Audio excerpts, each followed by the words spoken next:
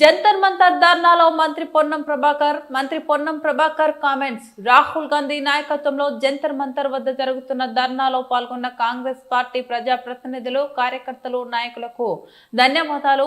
తెలంగాణ రాష్ట్రంలో ఒక నినాదాలు తీసుకొని ఢిల్లీ ప్రభుత్వాన్ని ప్రభావితం చేయడానికి ఇంత దూరం వచ్చి జంతర్ మంతర్ వద్ద ధర్నా కార్యక్రమం చేస్తున్నామంటే మన అకుంఠిత దీక్ష, పట్టుదల, మన ఆలోచన విధానం. రాహుల్ గాంధీ నాయకత్వంలో రిజర్వేషన్లు సాధించడానికి కార్యాచరణ తీసుకొని ముందుకు పోతున్నాం. మన అందరి హాజరు ఇక్కడ ప్రత్యక్ష సాక్ష్యం.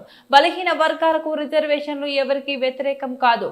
ఇందిరా సహాని కేసులో కోర్టులు గాని న్యాయస్థానాలు గాని చెప్పిన మనకు సంబంధించి తెలంగాణ ప్రభుత్వం ప్రామాణికంగా తీసుకున్న సమాచారం మేరకు మనం అన్ని రకాల రిజర్వేషన్లు అమలు చేసుకునే విధంగా బిల్లులను చట్టం చేసుకున్నాం.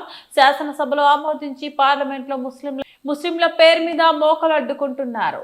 సమగ్ర సర్వేలో పాల్గొనకుండా ముసలి కన్నీరు కారుస్తున్నారు. సామాజిక న్యాయానికి ఛాంపియన్ కాంగ్రెస్ పార్టీ రాహుల్ గాంధీ నాయకత్వంలో ఒక్క అడుగు కూడా వెనక వేయకుండా బీసీలకు 42% రిజర్వేషన్లు విద్యా, ఉద్యోగ, స్థానిక సంస్థల్లో సాధించుకుందాం.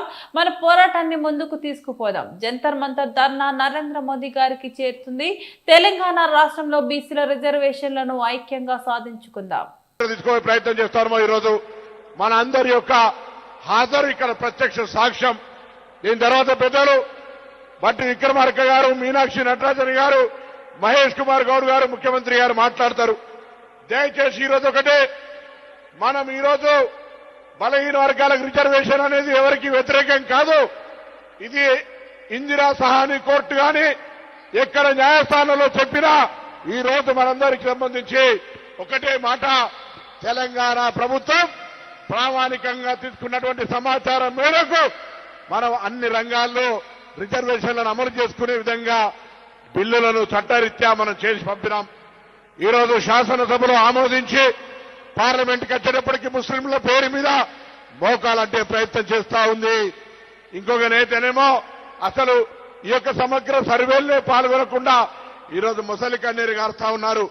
ఎవరు ఏదైనా సామాజిక న్యాయానికి ఛాంపియన్ కాంగ్రెస్ పార్టీ, అందులో రాహుల్ గాంధీ గారు. అటువంటి రాహుల్ గాంధీ గారి నాయకత్వంలో తప్పకుండా మనందరం ఒక్క అడుగు కూడా వెనుకకేయకుండా ఈ 42% రిజర్వేషన్ విద్యా, ఉపాధి, స్థానిక సంస్థల రాజకీయాల్లో సాధించుకుందాం. ఈ జంతర్ మంతర్ వేదిక నుంచి మన పోరాటాన్ని ముందుకు తీసుకుపోదాం.